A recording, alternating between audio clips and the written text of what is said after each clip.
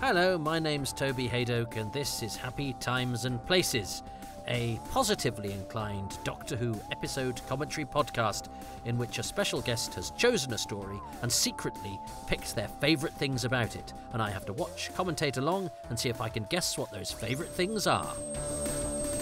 Hello, I'm Gavin Rymill, and I'm a writer and 3D illustrator for all kinds of things, including Doctor Who magazine and the Blu-ray range, and spent most of 2020 illustrating the Dalek Combat Manual. Thank you, Toby, for inviting me into this project. It's very exciting to be here. And the story that I am nominating for you is Silver Nemesis, which is not well loved. In 2014, Doctor Who magazine readers voted it 206th out of 241 Doctor Who serials, and in the context of that list, that makes it the worst Cyberman story, apparently, which is saying something. So why have I chosen this? Well, I first saw this when I was 9 years old, and I have seen it since. I've seen it 3 times in the last 10 days. When I do watch it, I still remember how exciting it was to see when I was 9 years old. So that is your mission. Should you choose to accept it, you have accepted it. We're doing this. Go and watch Silver Nemesis with the unjaded eyes of a 9-year-old seeing his first broadcast Cyberman story. Good luck.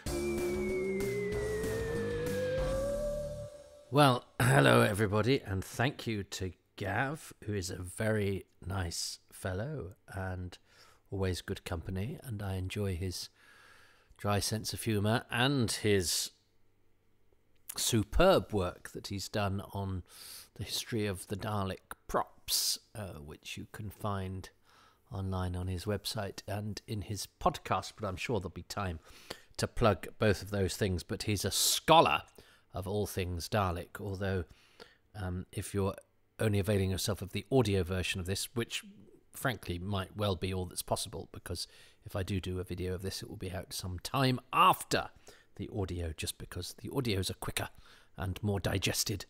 Gav was sitting in, I'm assuming, his home, surrounded by plants through which cyber heads were sticking out. So he likes his props and his monsters. This is a podcast of props and monsters. And he set me the task of watching, as you heard, Silver Nemesis, officially the worst Cyberman story. He said, that's very interesting. That's very interesting.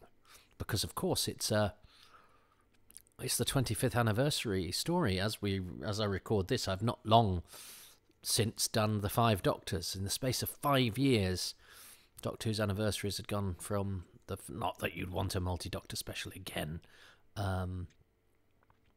So yes, well done for trying something different. But 25 years, the show was in a very different state and had a very different perception, as far as I could tell, between season 20, well, the 5 Doctors anyway, and season 25.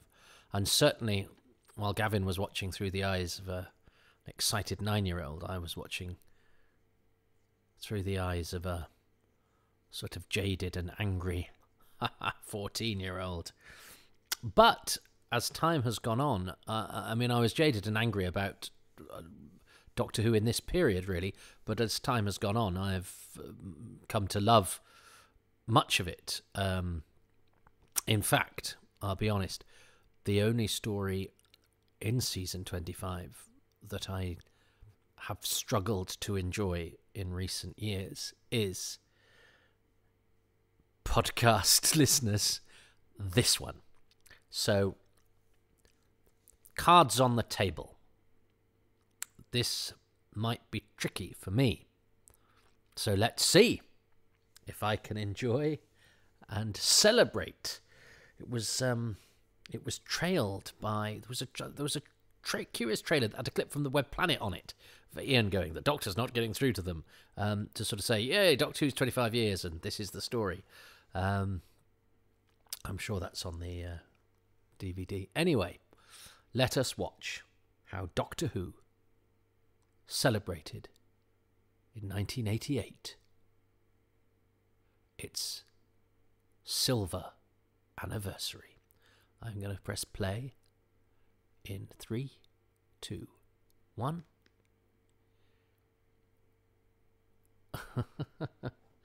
Yes, what a countdown, eh? There we go. So it's playing this very, very long title sequence. So I could have actually just said everything I've told you in the time it takes for this title sequence to sort of go on. Anyway, I still like the TARDIS in the bubble. No, forgive me for being tired. I have very recently run 10 kilometres, and I'm stopped banging about that on the internet. I'm trying to raise money for a good cause. But anyway, so here we are. The pain of running a 10k. Surely that will be put into perspective by the joy of watching Silver Nemesis, the only Doctor Who story by Kevin Clark. Oh, hello to new patron Kevin Clark, by the way, who put, no, not that one. He's obviously been listening, because I've already got a Stephen Moffat and a Robert Jewell. Anyway, we're in South America, which I like. I like this. I actually like this opening. The Ride of the Valkyries says you're amongst the Nazis, but actually, as a beginning, if you don't know that the rest of this story, which is set in November in the UK and is really sunny, this, because it's filmed in the bright sunshine of the English summer that it was filmed in, this passes quite nicely for South America. And we established that Herr de Flores is nasty because he's decided to shoot a parrot. I mean, and I'd actually forgotten, because of course this ties in with Lady Painfort, who is also shooting a bow and arrow. But I forgot that. I think, what? They decided to show his baddie by just going, what have we got available? We can get a parrot and we can get a bow and arrow. Well, let's have him do that. But of course, this story is all about bows and arrows. Presumably, the Cybermen are doing archery practice somewhere, and the Doctor and Ace are drinking Strongbow in the pub that they're watching Courtney Pine in. I don't know, the pub garden. There wasn't, for all the publicity that John Nathan Turner was very good at doing, there was no publicity at all around the fact that this funny old man doing the gubbins for Richard and Lady Painfort is played by Leslie French, who was one of the more famous of the Nearly Doctors, because it was mentioned in quite a lot of sort of literature around, particularly a lot of stuff that came around out of the 20th anniversary. It was, other people considered for the role when William Hartnell was cast were Cyril Cusack and Leslie French. They were the two main ones, and then there were other articles and bits and bobs that came later that also mentioned those guys and others. But Cusack and French were the sort of main headline almost Doctors. So I was quite surprised to see his name in the Radio Times and go, that's brilliant casting. But this is, and it was not flagged up really anywhere at all. And he's also the model for Ariel, isn't he? No, Eros, Ariel, outside Broadcasting House. The Fourth Reich. I remember on the trailer, I couldn't quite make out what he was saying. Is it the Force Light? What? And it took me a few goes, and then it was like when I was doing something else and thinking of something else. This happened to me recently when your mind's on something else, and then suddenly something you've been pondering over for ages just pops into your head and gives you the right answer. It's like, oh, the Fourth Reich, of course.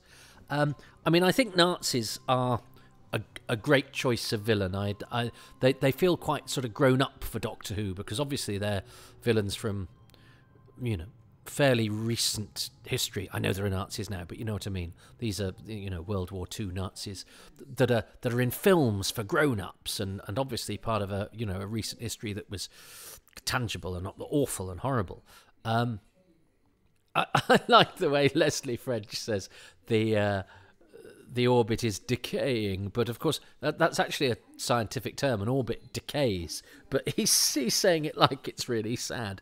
And I've got a feeling there's an interview with somebody, is it Andrew Cartman or Chris Clough, who sort of points out that it's wrong, but I can't remember their conclusion of going, that should have been changed. Maybe it's Andrew, or if it's Chris Clough who said, but I kept it because I liked it. I can't remember, but I know somebody has noticed that, but I can't remember who for the life of me. It'll pop into my head when I'm thinking of something else. Courtney Pine. So this is quite big news, that you had somebody who's, I mean, jazz music has its own following, and it's nice. And Doctor Who is not particularly cool. Certainly not at this time. No, Doctor Who's not cool.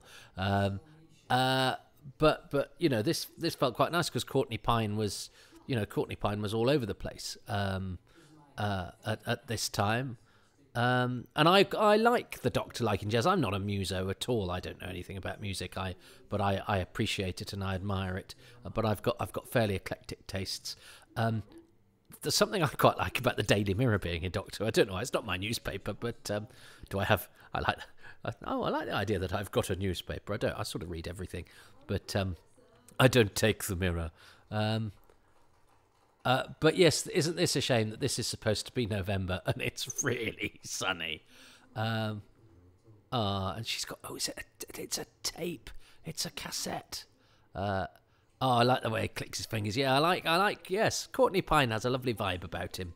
And yeah, I think the idea of doing a sort of jazz soundtrack Doctor Who is lovely. Gun with a silencer, that always feels quite cool as well. I don't know why a method of killing is cool.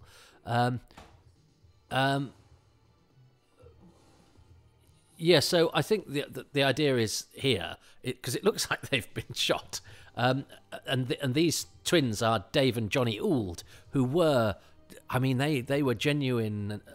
Johnny, I think, has died. Dave is still around. But they've both done, they're uncredited on this, they're non-speaking extras, but they've both, Dave, I think, is in The Long Good Friday. Johnny is in, is it Gangster Number One? They've been in a few movies, each of them. And in speaking parts. And genuine. I think they hung around with the craze, but they're certainly sort of part of that sort of London scene, and wouldn't be out of place in any film, with the likes of Alan Ford or Frank Harper, any of those guys, or the sort of the Cockney hard man type films. But I think they were the genuine article as well, and there they are as extras in Silver Nemesis. I enjoy Leslie French's performance. I feel sad that they kill him, and obviously Lady Painfort is horrible and nasty, but as we learn, Richard is rather sweet. So I'm sad that to be reminded, because I know at the end of this story, we love Richard. So I'm sad to be reminded that at the beginning he's perfectly happy to be involved in the murder of a man who, in an alternative universe, would have played Doctor Who. He is also in The Singing Detective, Leslie French. So he was acting, well into old age. So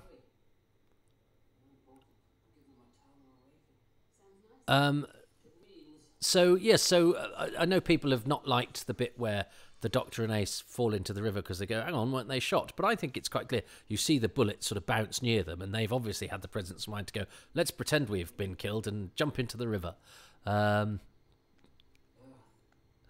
Now, is a lot of this story based on the fact that the Doctor set himself a warning and he can't remember what for? Which I suppose, I suppose if you travel around a lot, that might be a thing.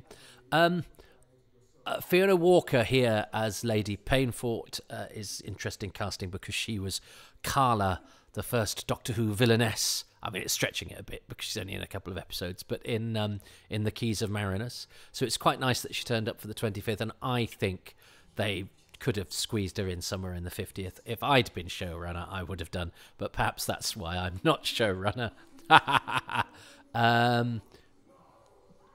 I've met Fiona Walker. I met her at the 50th at the Expo.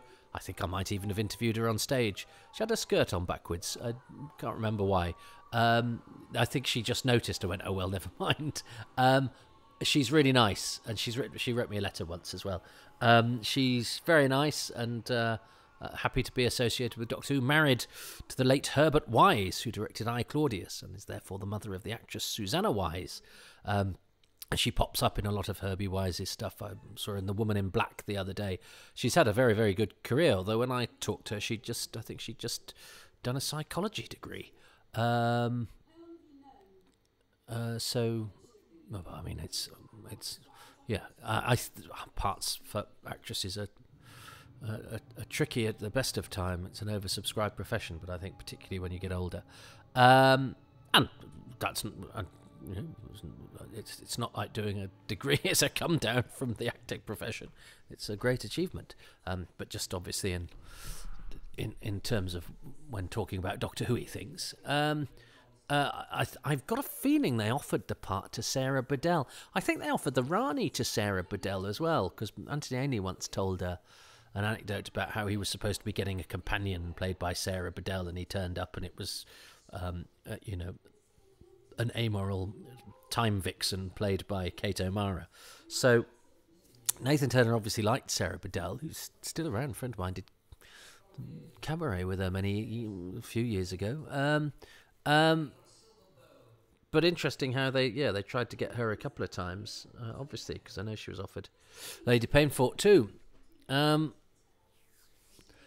This is quite nice. This is a bit sort of Citizen Kane-y, isn't it? Where they're underneath the palace, looking at all the gubbins. I'm quite surprised they're still in the cafe that they appeared in, screaming. And I suppose there's a joke there, and that you go, it's very British. You land in a tea room screaming, and nobody really knows anything. But I think for that joke to land, you need to really be explicit with it, because otherwise you just go, they've landed screaming in a cafe and nobody's done anything.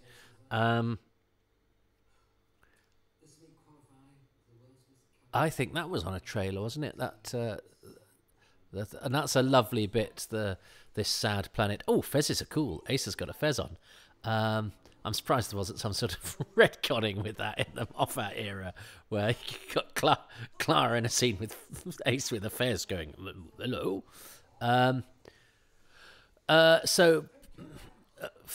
Fi, she smashes the window. That's quite fun. They have fun, these two. They are good characters. She's a good, mad woman in period costume, and he eventually becomes a sort of likable comedy stooge. Gerard Murphy, very pleased to see him in Doctor Who. He was a noted Royal Shakespeare Company player, but known Toby Hadoke because he was the narrator, wonderful narrator, of the BBC Radio Lord of the Rings, which was played in our house when it was repeated on Saturday mornings. And what a cast! Ian Holm, John Le Mesurier, William Nye, as he was called then, as Sam. Peter Woodthorpe as Gollum, and lots of Doctor Who people popped up. Jack May as Theoden, I think, and Donald G pops up. Patrick Barr pops up in it. David Collins as Legolas. Michael Graham Cox, who should have done a Doctor Who, as Boromir. Wonderful, wonderful stuff. My brother was very into Tolkien, so it was sort of, and it had excellent music. So it was. It was quite well thought of in our house. It was nice to have that coming out of Radio 4 on a Saturday morning. Why am I talking about that? Gerard Murphy, yes, whose dressing room I then was able to use once when I was on tour with Moss Ate My Doctor Who scarf, and he was at whichever theatre I was in. They had a play with him and Christopher Ryan in, and I used his dressing room. They do that sometimes. They put you in. They put you in the dressing room of one of the other productions. I was in Robert Vaughan's dressing room at the West End when I did Moths and my other show Stepson as a double bill at the Garrick Theatre. Anyway, but I never had the pleasure of meeting Gerard Murphy, although he worked at the Exchange up the road here. He was the chorus in Henry V. But died quite young. He's the villain in Waterworld. I mean, he had a good career. but died of cancer, relatively young. Which is a shame, because he was one of those actors that was always working and you sort of thought would always be about. And I know that he enjoyed doing the Doctor Who, because he did interviews quite gamely. Now I like. I think one of these coppers is Mike Gavin, who's a regular extra in Doctor Who. I like this. This reminds me of the wonderful Wheezing Groaning Sound podcast, who do a very naughty Blood Axe from the Time Warrior, who doesn't quite understand what things are. And he would have said, "What is yon fellow? Why speaks he to his hand?" Which is what Richard says about the policeman with the radio. Although they would then go south of the belly button and go quite crude with it, the Wheezing Groaners. But that's partially why we love them. I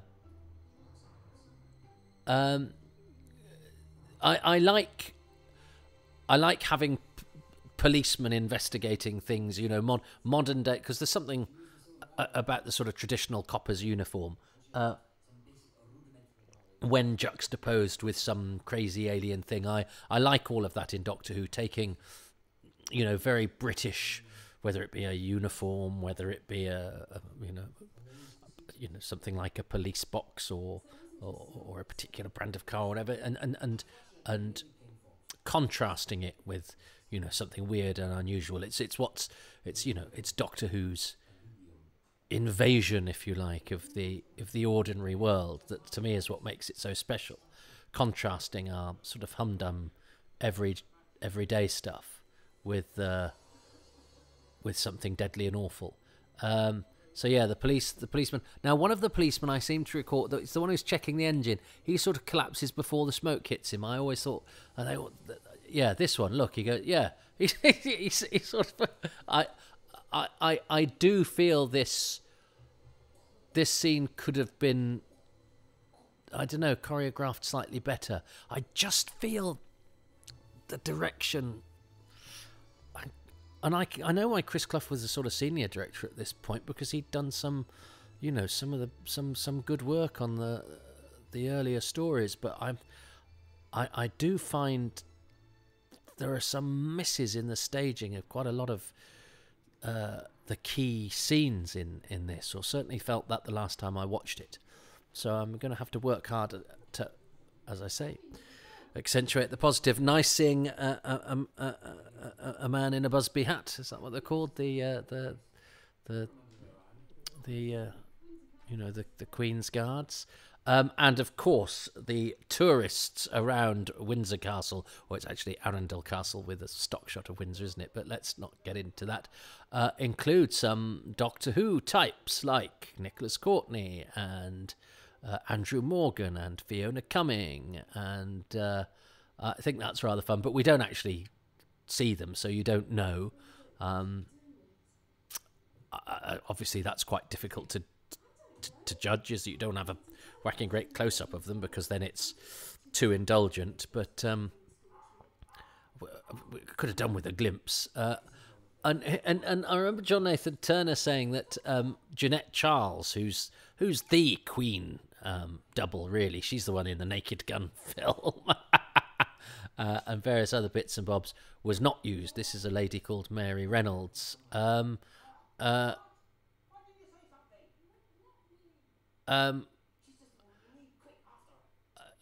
Yeah, do we like this? I don't know. I quite like Sophie Aldred pulling Sylvester back behind the thing, but the what seems, again, is slightly oddly placed, the way, the sound of it. These two are fun. Richard is a great character, and this is very good. Oh yes, they had this in the trailer. That nameless doctor whose power is so secret. She knows exactly how to play this. I think Fiona Walker. She's doing a really good job.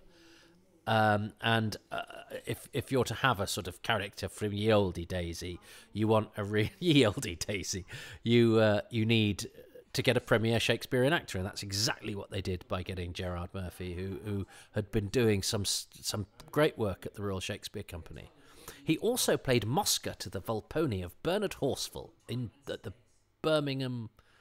Was it at the Birmingham Alexandra? A friend of mine went to see it and showed me a programme, which revealed to me that an actor from Quatermass called Desmond Jordan was still knocking about as well, and I meant to write to him and then didn't, and now he's dead.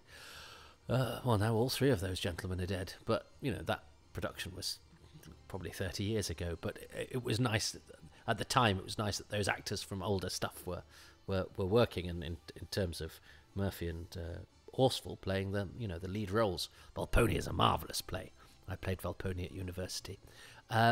But let's not get into that right now. Oh, yes, this is the quickest pulse-taking in the world. I mean, my God, he must have magic fingers, that Nazi pulse-taker. Oh, now here's a thing I haven't mentioned. Anton Diffring's sidekick in this, Carl, is played by a very rangy actor called Metin Yenal.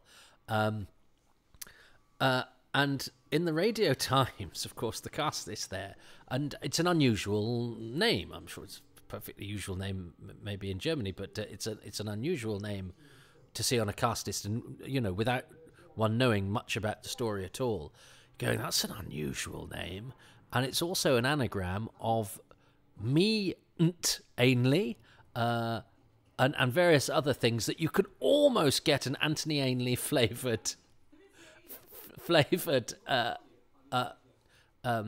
anagram out of it, but not quite. And I spent the whole week with my friend trying to work out. And then, of course, as soon as that first scene comes up and he's at the desk and comes out and goes, "Head of floor is wonderful news," you go, "Oh no, that's not even that makeup has suddenly and special effects have suddenly got amazing. If that's actually Anthony Ainley, it's just a guy called Metin Yenal." And I seem to recall his name is misspelt Metin Yendal on the American documentary that came out around the same time. But that doesn't help with the anagram either.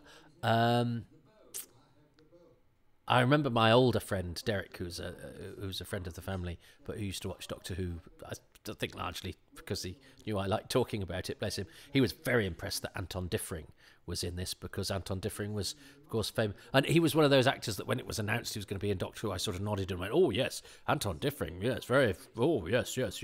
But I didn't really know who he was, and then I realised who he was from. I saw pictures of him as a younger man. I went, "Oh yeah, I'd seen him in Nazi films," but I didn't, playing Nazi in war films, and it got some really damn good films. Actually, he had an excellent career, and I think was an interesting man.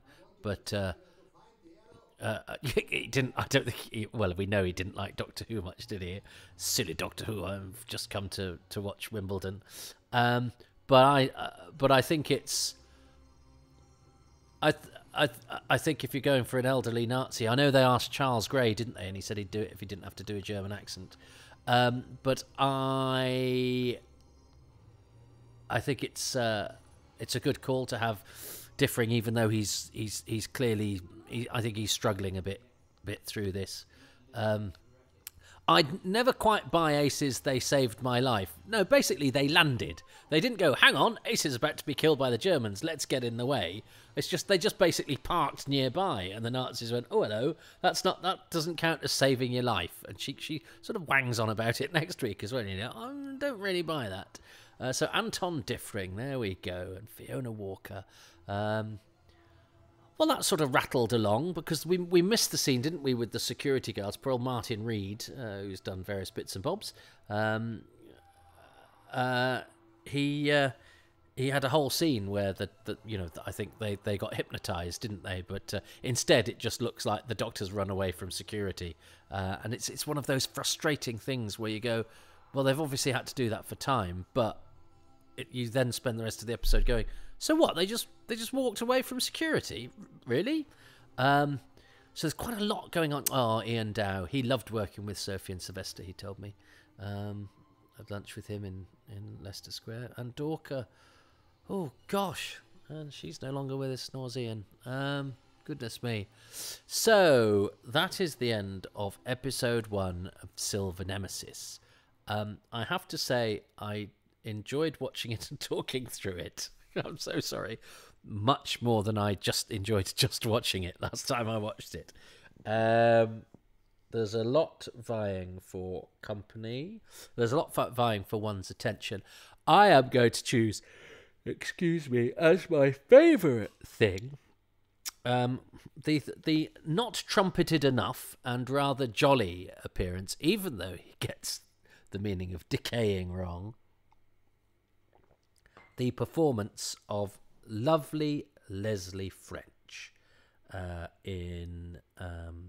as the astrologer, because one, it's a lovely performance, but two, it's a very clever piece of casting, because he's playing a batty man of science, and 25 years earlier he could have been playing the batty man of science, Dr. You Know Who.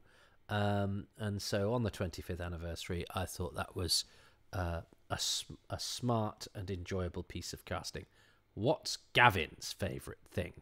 So will he choose Leslie French, who is Ariel outside Broadcasting House in that sculpture done by Eric Gill? So what's so great about Silver Nemesis Episode 1? Quite a bit, I think. It's exciting and intriguing and mysterious, and there's all kinds of villains coming from all different directions. There's a joke I really like, and that's when Lady Painfort nips forward through time and her front room is now a cafe. And I think that's great because it's fun and it's funny. But it's also quite interesting because it's a form of sort of mundane time travel that Doctor Who doesn't normally do. You don't normally get to see a comparison of past and future.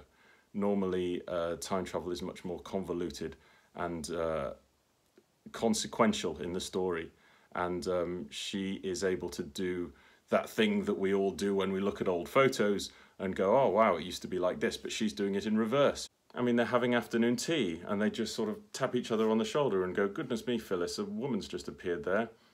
Pass the cream. But I think that sort of understated Britishness is another little aspect of comedy. So that's my pick. Time-hopping Lady Painfort cafe joke. Ah, I could see this is going to be interesting because that's one of my least favourite bits because I don't think it works. Because I don't think the joke works. So this is this. So I've got to find the joy in a story chosen that I've previously struggled with. I've also got to get points by choosing the best things about it. But the person who has set me the tale seems to like the very things that I don't. He is the yin to my yang. So it will be interesting to see how well we do if he chooses the skinheads next week. This is going to be the biggest disaster in the whole of the history of Happy Times and Places, which is supposed to be celebrating in its run of the 50s. We had the 5 Doctors for 50. We had the return of Dr. Mysterio, but with a lovely special link up with some kids from America at an American school for 51. So for 52 we're doing Silver Nemesis. I'm trying to make the 50s all rather special. So obviously we're doing another anniversary story, but this could be special because it ends up being the one where my special guest and I turn out to have nothing in common whatsoever. Oh well, what fun. That rattled along. As I say, I think the direction struggles in places. Hard to do because it's all on VT outside, which are that's much.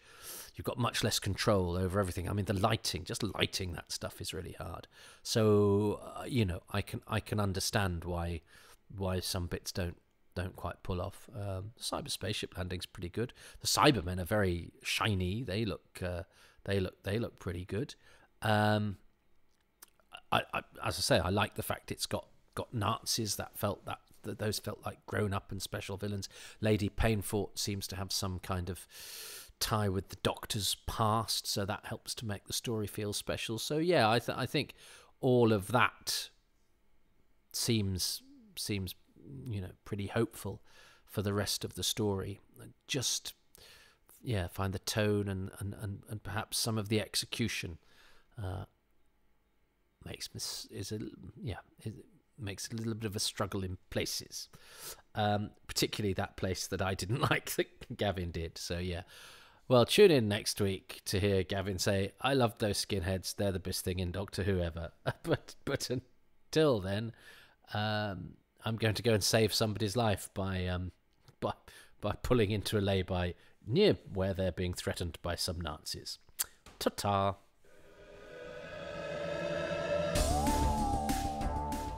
Well, thanks ever so much for listening to Happy Times and Places, which is presented by me, Toby Hadoke.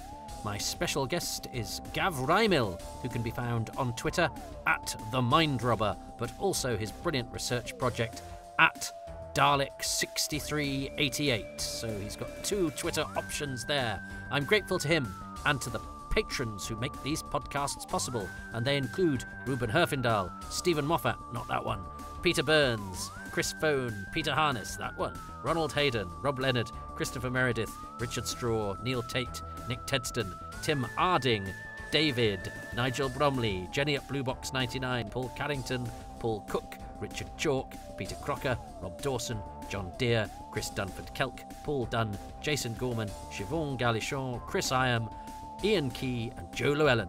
The music was by Dave Gates and the artwork by Dylan Patterson. Oh, well, there we go. If you would like to join that illustrious list of names, you can do so by going to patreon.com/Toby Hadoke for as little as £3 a month. That gets you bonus material, exclusive stuff, access, pictures of my dog, and advance releases. They are far further ahead than you if you're just listening to this on iTunes when the episodes come out there. The patronage, as well as enabling me to, put proper time into this and edit them properly and hopefully, record them properly so that they sound good and professional and easy on the ears. They also do help to keep these ad-free. Well, to be honest, I mean, they'd be ad-free anyway, but they justify me making them ad-free because obviously that would be a source of revenue to spend the time doing these properly. But I don't like it'd be awful if I had to break off halfway through, wouldn't it? Going, I mean, I do listen to other podcasts. So this is quite a lot of political podcasts. Suddenly break off and the people go, are you tired of being cancelled? Why not have Hello Fresh or whatever? I think that is a one, isn't it? A Hello Fresh. I'm accidentally advertising, but I don't want to do any of that. So please become a patron. If you can't, you can go to kofi.com/Toby Hadoke at any juncture and just throw me a couple of quid when you fancy it. If you don't want to do the monthly commitment, that is Patreon. But patrons do get 3 releases per week. It's £3 a month is the lowest tier, although most stuff is available from the lowest tier. I had a big meeting with a couple of people, friends of mine, who said, well, we can help you, improve your Patreon. And it was like, do advertising, push Patreon a lot, withhold stuff so that you get people paying for the higher tiers. And it was just all stuff that went, I thought about all of those things and I just decided not to. So had this lovely big meeting and I've decided not to do any of it, which I suppose means that my instincts were correct for just what I want to do. I guess that's the thing about this strange landscape we have now. You can mould your view to be exactly what you want and just hope that other people want to look through your telescope. That's a terrible metaphor, but there we go. Anyway, to be a patron, if you cannot be a patron, or oh god, this is just supposed to be a pithy plug. This isn't the post-credits ramble. Well, it is now. Look, if you can't do the patron or the Ko-fi, what costs you nothing is to go to iTunes or Podbean or wherever you get your podcasts and to give this a 5-star review. and perhaps some words of encouragement and positivity that will draw other people like moths to this podcast flame. And I would be very grateful. Yeah, just spreading the word, tweeting nice tweets, taking to social media. And if you live in America or Canada or Australia or anywhere outside of the UK where I don't have anything like the amount of percentage of viewers as the vast majority are UK listeners, I'd like to take over the world. If you are a listener there, please recommend this to your friends. But mostly, thanks for listening. I am very grateful. And if you like what I sound like, you can listen to me doing stand-up comedy. Well, you can watch me, actually, live every Tuesday night at Excess Malarkey Comedy Club in Manchester, or online. We do a monthly iteration of that on twitch.tv/Excess Malarkey. But there's an archive up there of the shows we did over the pandemic, which we kept going all through the plague, and we paid 4 comics. So we made our contribution to the arts as well. We paid 4 working comics every week, every Tuesday during the pandemic, and brought comedy from around the world all together to do what we could. And there's an archive of that stuff. So that's twitch.tv/Excess Malarkey. Check at Excess Malarkey on Twitter and go to the Excess Malarkey website. It's an X, an S, and then Malarkey, Malarkey. Find Excess Malarkey and our listings, and you'll see the sort of quality comics that we have. It's good fun.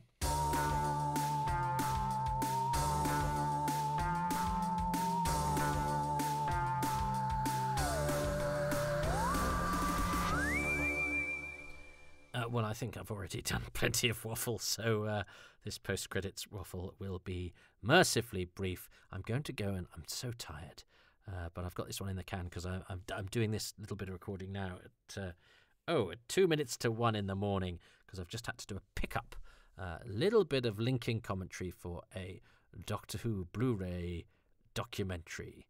That this will hopefully be the last bit we've done for it, and it's very nice. And I don't think you'll be seeing it till the end of the year, but it's a nice little documentary, and we just had to, I just had to bridge a sort of edit and slightly change a piece of narration. So I've just popped that in, and I'll send that over to Chris Chapman, and hopefully then we can put that one to bed. And I will put myself to bed, but probably not until after I've done a bit of my guilty pleasure. When I want to switch my brain off a little bit, I'm watching an American series called Power.